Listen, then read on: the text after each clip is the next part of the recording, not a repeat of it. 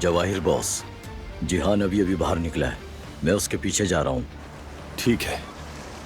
क्या खाता है, कहाँ जाता है, क्या करता है, कोई लड़की है उसकी जिंदगी में, क्या कमजोरी है, सब पता करो।